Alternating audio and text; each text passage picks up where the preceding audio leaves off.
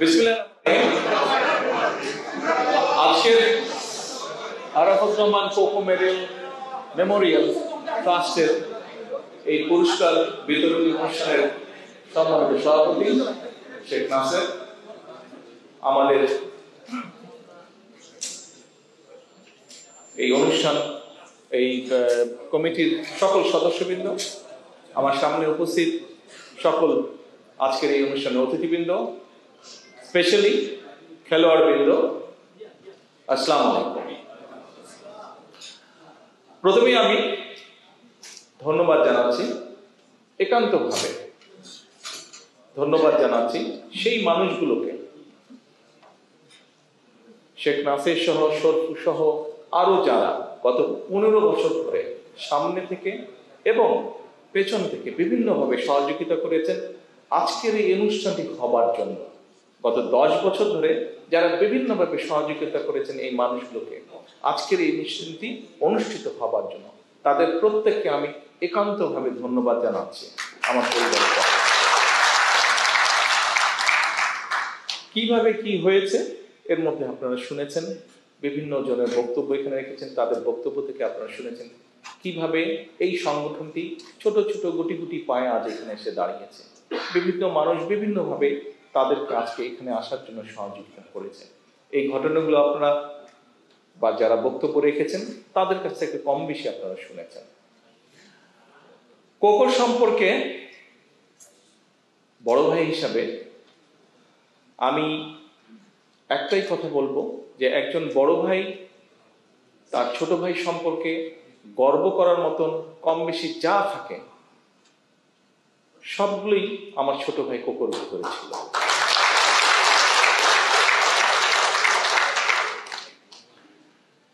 Cocoa একজন sportsman ছিল, একজন প্লেয়ার ছিল, একজন ক্রীড়াবিদ ছিল। আমি রাজনীতিতে সম্পৃক্ত হয়েছি, আমি একজন রাজনৈতিক কর্মী। কোকো ওর অবস্থান থেকে চেষ্টা করেছে বাংলাদেশের ক্রীড়া ব্যবস্থার জন্য যতটুকু অবদান রাখা সম্ভব সেটি করার চেষ্টা করেছে। কি কি করেছে, কতটুকু করতে পেরেছে, এটি যারা বাংলাদেশে খেলেন, খেলোয়াড় আছেন, তারা বলেছেন, তারা আগেও বলেছেন, আজকেও বলেছেন, অনেকে ভবিষ্যতে তারা বলবেন। এবং যতটুকু বলেছেন আমি তাদের সকলের কাছে কৃতজ্ঞ। ততটুকু থেকে একটি জিনিস প্রমাণিত হয়, কিছু হলেও ভালো কিছু কোকো করেছে বাংলাদেশের ক্রীড়া অঙ্গনে।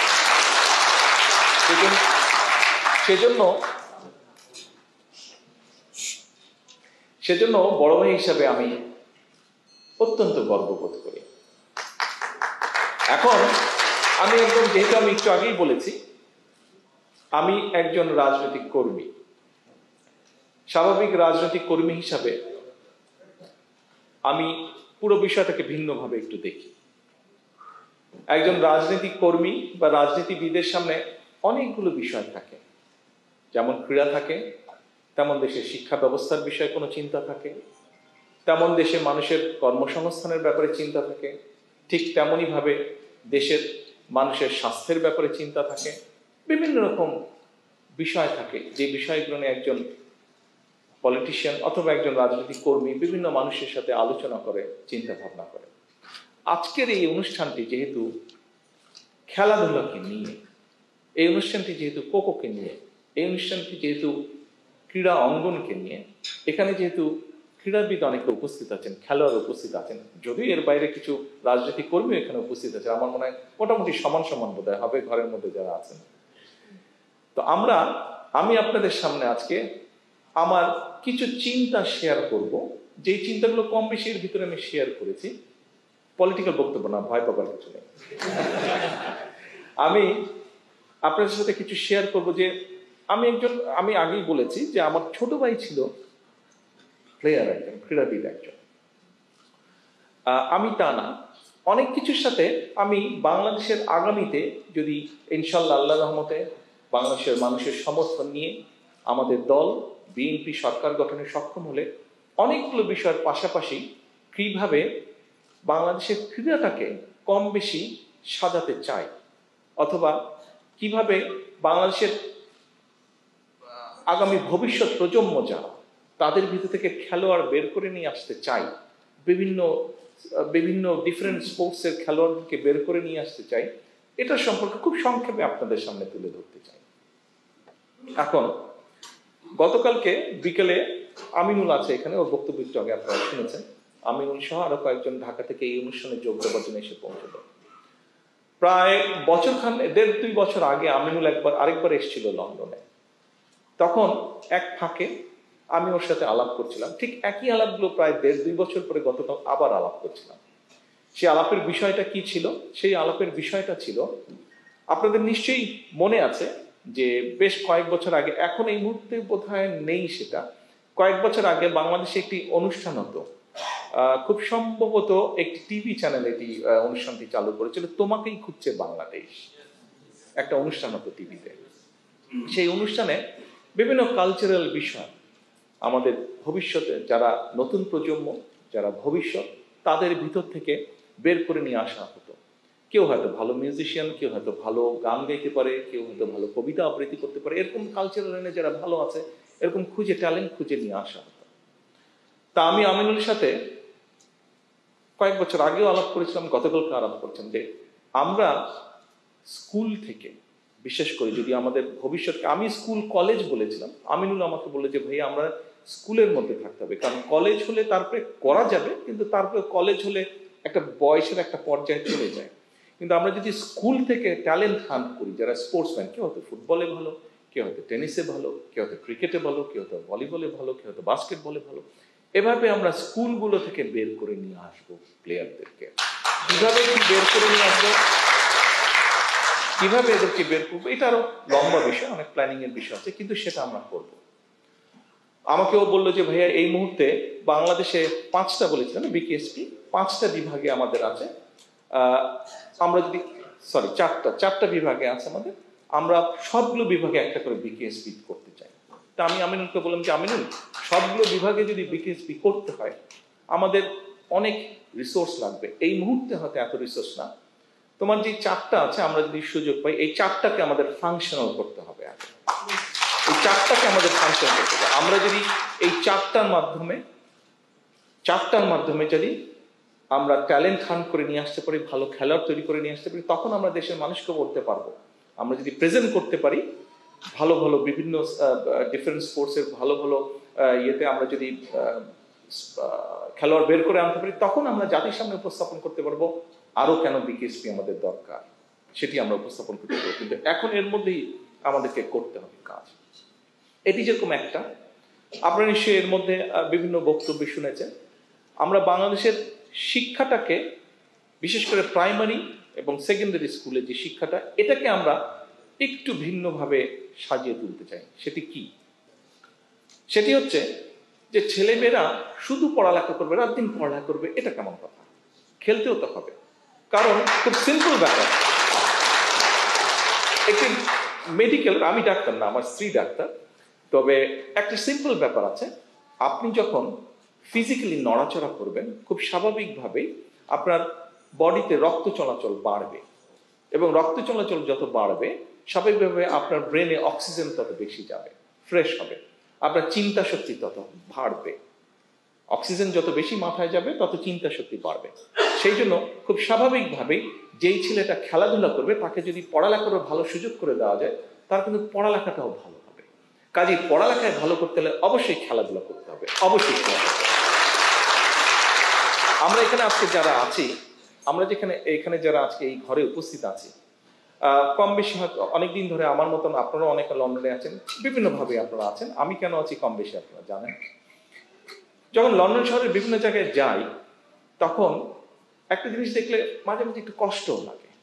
আপনারা নিশ্চয়ই খেয়াল করেছেন যে প্রতি পাড়াতে বা প্রতি এরিয়াতে সুন্দর সুন্দর মাঠ আছে, গ্রিন সবুজ মাঠ, দেখলেই মনে হয় মাঠের মধ্যে দৌড়াদৌড়ি শুরু করি। এবং অনেক মাঠ আছে যেগুলোর পাশে সুন্দর করে হয় আপনার বাস্কেটবল অথবা ভলিবল অথবা টেনিস কোর্ট অথবা বিভিন্ন রকম ব্যবস্থা করা আছে, বিভিন্ন স্পোর্টসের ব্যবস্থা করা আছে। দেখলে মাঝে মাঝে একটু হিংসা হয়, খারাপও লাগে, আচ্ছা ভাই আমরা কেন এরকম করতে পারবো না।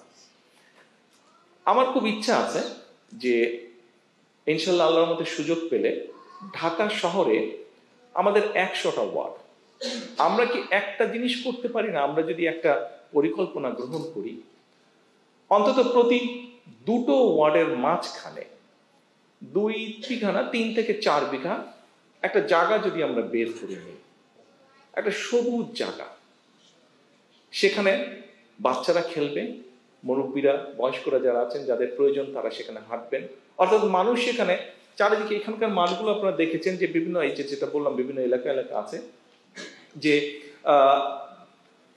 গাছ, মাঠগুলো সুন্দর মোটামুটি চারকোনা এবং চারদিকে বড় বড় গাছ লাগানো, অর্থাৎ ওখানে বুক ভরে শ্বাস নেওয়া যায়।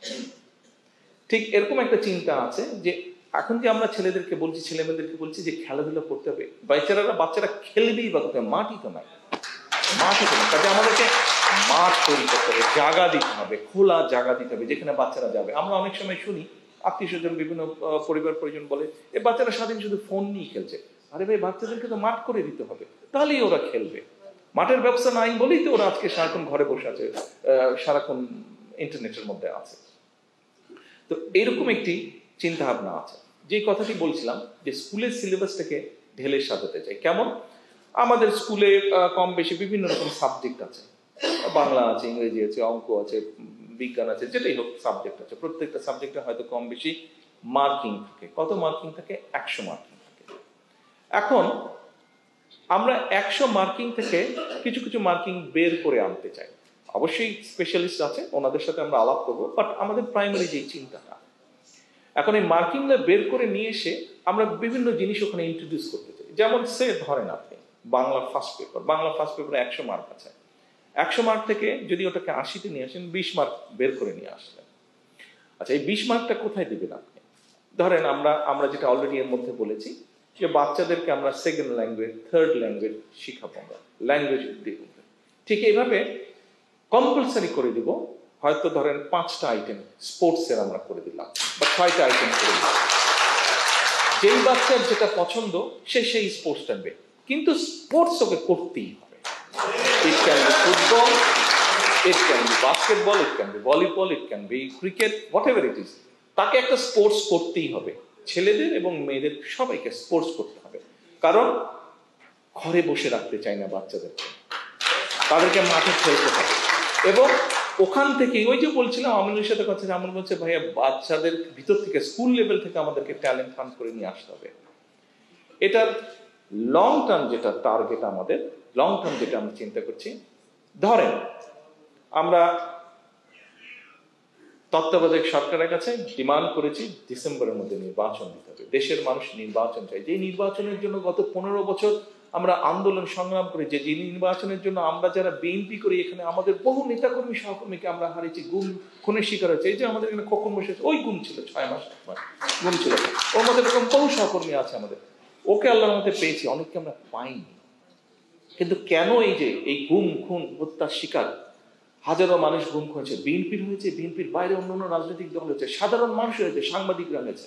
কেন হয়েছে? সেটি হচ্ছে রাজনৈতিক অধিকার, মানুষের রাজনৈতিক অধিকার প্রতিষ্ঠার জন্য। তো এই যে মানুষের রাজনৈতিক অধিকার প্রতিষ্ঠা, এই রাজনৈতিক অধিকার প্রতিষ্ঠার মাধ্যমে আমরা এমন একটা সরকার প্রতিষ্ঠা করতে চাই যেই সরকার মানুষের কল্যাণে কাজ করবে, যেই সরকার মানুষের কল্যাণে কাজ করবে। আজকে আমরা ইনশাল্লাহ আগামী দিনে বিএনপি সরকার গঠন করতে পারলে, ধরেন আমরা যে ডিসেম্বরের মধ্যে নির্বাচন দাবি করছি, ডিসেম্বরে যদি নির্বাচন ইনশাল্লাহ হয়, এই সরকার, এই ইন্টারিম গভর্নমেন্ট নির্বাচন দিলে পরে, অথবা যেই টাইমে তারা বলছে, যদিও আমরা চাইছি ডিসেম্বরের মধ্যে নির্বাচন হয়ে গেলে, তাহলে 26 সাল। তাহলে নেক্সট অলিম্পিক কবে হচ্ছে? নেক্সট অলিম্পিক কবে হচ্ছে?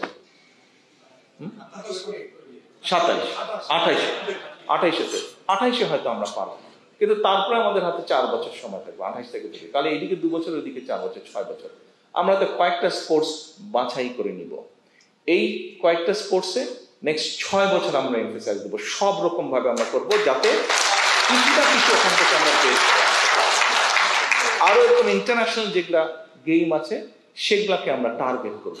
টার্গেট করার মাধ্যমে আমরা যাদেরকে বেছে বের করে নিয়ে আসবো, ওই যে স্কুল লেভেল থেকে বিভিন্নভাবে বিভিন্ন জেলা থানা সব জায়গা থেকে যাদেরকে বের করে নিয়ে আসবো, 6 বছর, নেক্সট 6 বছর এদের পিছিয়ে সব রকমের ব্যবস্থা আমরা করব। তাদের কাজ একটাই হবে, সারাদিন খেলা খেলা এন্ড খেলা। অর্থাৎ ওদেরকে দেশের জন্য একটা সুনাম বয়ে নিয়ে আসতে হবে। এবং যেহেতু তারা দেশের জন্য সুনাম বয়ে নিয়ে আসবে, সেই জন্য দেশের এবং বিশেষ করে একটা সেই সময় যে সরকারটা থাকবে, সেই সরকারের দায়িত্ব হচ্ছে ওদের সব রকমের দেখভাল করতে হবে। ওদেরকে যাতে, যেমন কিছুদিন আগের ঘটনা, এটি নিয়ে গতকালকে আমরা আলাপ করছিলাম। ওয়েট লিফটিং এর প্রতিযোগিতা হচ্ছিল বাংলাদেশে। তো ওয়েট লিফটিং এ যে মানুষটি জিতেছিল তাকে সেই ইনস্টিটিউশন একটা গিফট দিয়েছে। গিফট হচ্ছে একটা ব্লেন্ডার দিয়েছে। মানে সেই ব্লেন্ডিং এর মধ্যে জুস বানিয়ে খাবে যাতে আরো ইয়ে। কিন্তু স্বাভাবিকভাবে যেই মানুষটা কষ্ট করে 3 বছর প্রিপারেশন নিয়ে ওই জায়গায় এসছে এবং জিতেছে, বাস্তবতা যেটা বিচার সেটা হচ্ছে যে তাকে তো ওটার পাশাপাশি কাজও করতে হয়েছে। অর্থাৎ তার ফ্যামিলি নিশ্চয়ই আছে, সেই ফ্যামিলিটাকে চালানোর জন্য তাকে তো নিশ্চয়ই কাজ করতে হয়েছে, যেখান থেকে তার ইনকাম আসবে। কিন্তু আমরা যদি এই ব্যবস্থাটা করতে পারি যে ঠিক আছে, ও 3 বছর 4 বছর 5 বছর এই যে ও ট্রেনিংটা করবে, এই যে কম্পিটিশনের জন্য রেডি হবে, এই 3 বছর হোক, 4 বছর হোক, 5 বছর হোক, এই সময় যা তার যেই ফাইন্যান্সিয়াল সাপোর্টটা দরকার সেটি রাষ্ট্র তাকে দিবে। সেটি ওয়েট লিফটিং এর ক্ষেত্রে হতে পারে, সেটি ক্রিকেটের ক্ষেত্রে হতে পারে, সেটি ফুটবলের ক্ষেত্রে, অর্থাৎ আমরা যাদেরকে বাছাই করে নেব যারা দেশকে রিপ্রেজেন্ট করবে ইন্টারন্যাশনাল এরিনাতে, যারা দেশকে রিপ্রেজেন্ট করবে, তাদের সকল দায় দায়িত্ব রাষ্ট্র নেবে, একটা সার্টেন টাইম পর্যন্ত রাষ্ট্র নেবে। এই হচ্ছে মোটামুটি ভাবে ক্রীড়া নিয়ে, খেলা নিয়ে, ক্রীড়া জগৎ নিয়ে আমাদের দল বিএনপি আমাদের ভবিষ্যৎ চিন্তা ভাবনা। আমরা চাই, এখন যেরকম বাংলাদেশকে অনেক মানুষ চিনে বিদেশে, সারা পৃথিবীতে। কিভাবে চিনে? ক্রিকেটের কথা বললেই বাংলাদেশকে চিনে। আমরা তো আশা করতে পারি, আমরা তো চিন্তা করতে পারি, আমরা তো প্ল্যান করতে পারি, ঠিক আছে ক্রিকেট দিয়ে বাংলাদেশ চিনছে, এটাকে আমরা এগিয়ে নিয়ে যাবো ইনশাল্লাহ। ভলিবল হোক, বাস্কেটবল হোক, অন্য যে কোনো স্পোর্টস হোক, সাইকেলিং হোক, রেসলিং হোক, ওগুলো দিয়েও বাংলাদেশকে চিনবে। শুধু একটা দিয়ে চিনবে কেন, আরো অনেক কিছু দিয়ে বাংলাদেশকে চিনবে। কাজেই ওইরকম একটা কিছু আমরা করতে চাই। কতটুকু পারবো জানি না, বাট আমি মনে করি আমরা যদি পরিকল্পনা নিয়ে আমরা যদি নেমে পড়ি কাজে, আমরা যদি চেষ্টা করি, 100% না হলেও 60%, 70% তো নিশ্চয়ই ইনশাল্লাহ পারবো। কেন পারবো? কাজেই আসুন, আমরা আন্দোলন করেছি, আমরা সংগ্রাম করেছি। বাংলাদেশের বহু মানুষ, রাজনৈতিক হোক অরাজনৈতিক হোক, বহু মানুষ তাদের জীবনটা পর্যন্ত দিয়ে দিয়েছে। কেন দিয়েছে? দিয়েছে রাজনৈতিক অধিকার প্রতিষ্ঠার জন্য, দিয়েছে একটি দেশে মানুষ স্বাভাবিকভাবে যা যা প্রত্যাশা করে সেই বিষয়গুলো যাতে দেশে সংগঠিত হয়, তার জন্য জীবন দিয়েছে। যে মানুষগুলো জীবন দিয়েছে, যারা চলে গিয়েছে আমাদেরকে ছেড়ে। আসুন, আমরা আন্দোলন করেছি, সংগ্রাম করেছি, এখন হচ্ছে দেশ গড়ার পালা। সামনে আমাদের সেই সুযোগটা। আজকে আপনারা যারা এই ঘরে আছেন, যারা এই ঘরে নেই, সামনে অনেক ক্যামেরা দেখতে পাচ্ছি, নিশ্চয়ই অনলাইনে অনেকে কানেক্টেড আছেন, ক্যামেরাম্যান, বিভিন্ন মিডিয়ার ক্যামেরাম্যান দেখছি, হয়তো টিভিতে যাবে, বিভিন্ন জায়গায় যাবে, নিউজ, অনেকেই আমার কথা শুনতে পাবেন, দেখতে পাবেন। প্রত্যেকের কাছে আমার আহ্বান, প্রত্যেকের কাছে আমার অনুরোধ, আমরা আন্দোলন করেছি, সংগ্রাম করেছি, আমরা একটি জায়গায় এসে দাঁড়িয়েছি। সামনের সময়টি হচ্ছে সকলে মিলে কাঁধে কাঁধ রেখে দেশটাকে গড়তে হবে। আসুন, আমাদের মধ্যে বিভিন্ন বিষয়ে মত পার্থক্য থাকতেই পারে, থাকাটাই স্বাভাবিক, গণতন্ত্রে সেটাই স্বাভাবিক। কিন্তু দেশের ক্রীড়াঙ্গনকে আন্তর্জাতিক স্থানে নিয়ে যাওয়া, দেশের মানুষকে নিরাপত্তা দেওয়া, দেশের বেকারদের কর্মসংস্থান করা, দেশে আইনের শাসন প্রতিষ্ঠা করা, এরকম যে বিষয়গুলো, এটাতে নিশ্চয়ই কারো দ্বিমত থাকবে না। কাজেই এই কাজগুলোকে, এরকম আরো কাজ আছে, দেশের মানুষের স্বাস্থ্যের সকলের জন্য মিনিমাম একটা স্বাস্থ্যের ব্যবস্থা করা, এটাতে কারো দ্বিমত থাকবে না। কাজেই আসুন এইগুলো যাতে আমরা সকলে মিলে, সকল রাজনৈতিক দল একসাথে মিলে আমরা কাঁধে কাঁধ মিলিয়ে কাজ করতে পারি, দেশটাকে গড়তে পারি, দেশটাকে সুন্দরভাবে সামনে এগিয়ে নিয়ে যেতে পারি। আজকের আরাফাত রহমান কোকো মেমোরিয়াল ট্রাস্টে এই হোক আমাদের প্রত্যাশা, এই হোক। আমি পরিশেষে আবারও এই ট্রাস্টের যে মানুষগুলো এত কষ্ট করে গত 10 বছর ধরে বিভিন্ন ঘাত প্রতিঘাতের মাধ্যমে এই ট্রাস্টটিকে ধরে রেখেছেন এবং এই জায়গায় এসেছেন, আবারও সকলকে আন্তরিকভাবে ধন্যবাদ, শুভেচ্ছা দিয়ে আমার বক্তব্য আল্লাহ।